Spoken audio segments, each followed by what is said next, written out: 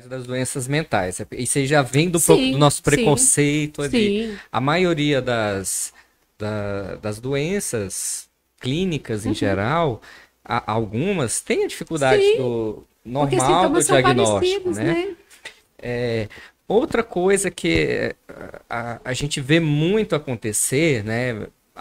Doenças infecciosas contamina a outra pessoa, tem que tomar cuidado. Uhum. Eu vejo também uma contaminação, não sei se eu posso usar esse termo, nas doenças mentais. Ou seja, um pai que tem um filho portador de algum transtorno, ele pode desenvolver um transtorno também. Um filho que tem Sim. alguém da família, né? Uhum. Para quem não sabe, a Náurea também é minha prima. Então a Uhum. gente tem algumas pessoas em comum na família, né, que tem alguns transtornos. No caso, a minha irmã é portadora de esquizofrenia, tem esquizofrenia, né?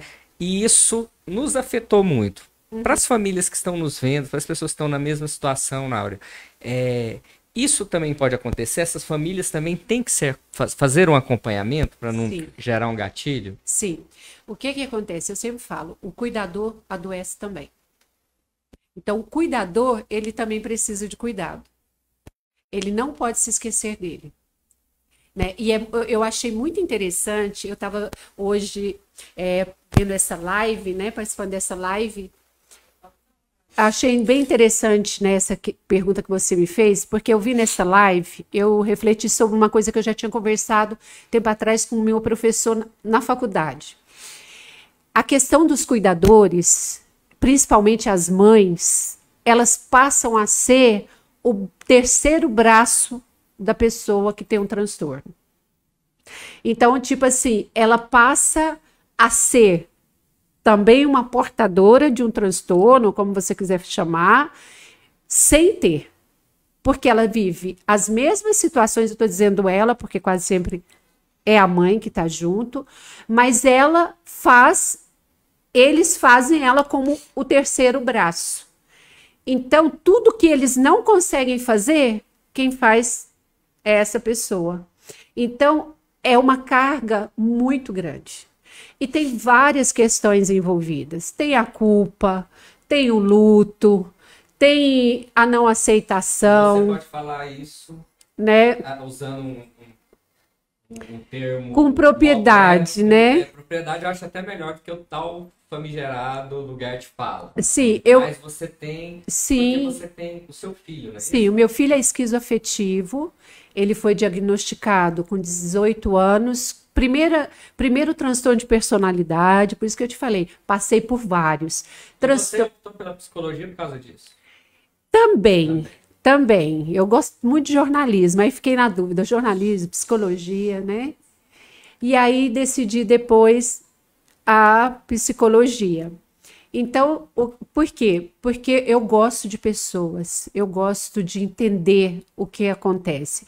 E a psicologia me ajudou também nisso.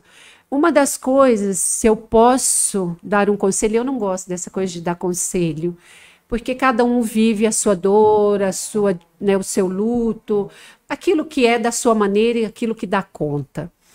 Eu não tive um luto quando eu soube do diagnóstico do meu filho. Eu tentei pensar o que eu poderia fazer para ajudá-lo e sair daquela situação. Eu não queria aquela situação. Então, assim, acho que o prognóstico do meu filho é muito bom e também das pessoas que eu ajudei depois, né? Eu tenho histórias, relatos de pessoas que eu ajudei nesse período, que mesmo tendo esquizofrenia, faz faculdade, faz esporte, pessoas que trabalham. Por quê? Porque eu não quero enxergar a pessoa como um diagnóstico. Perfeito. Para mim, meu filho, ele é uma pessoa e a esquizofrenia faz parte da vida dele, mas não é ele. Então, quando a gente começa, é por isso quando a gente, num discurso que a gente estava tendo antes em off, era exatamente sobre isso. Porque se eu começo a botar cada pessoa dentro de uma caixinha, você tem esquizofrenia, você está aqui. Você tem isso, você está ali. Você está isso. Eu vou começar a excluir, em vez de incluir.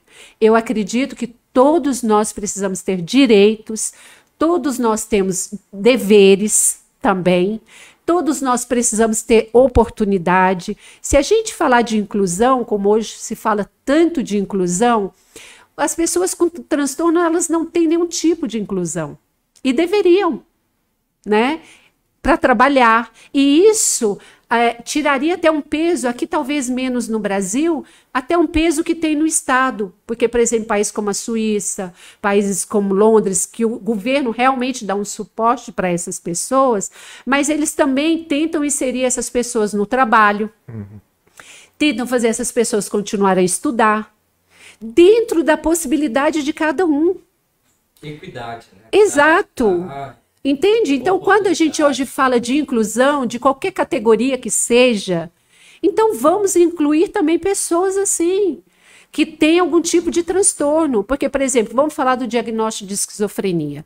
Ele não fica num estado psicótico 24 horas. Ele tem os períodos de crise, ele tem os períodos que ele tem mais dificuldade, e isso eu estou falando quando não está já estabilizado, quando não está bem medicado, que pode conseguir ter uma vida bem, entre aspas, normal. Mas se ele tem uma carga de horário de trabalho reduzida, se ele tem um trabalho que não gera tanto estresse, né, para o tipo de funcionamento cerebral dele, então tudo isso vai facilitar, seja a vida para quem é o portador do transtorno, seja também para os familiares, porque essa carga fica para a família.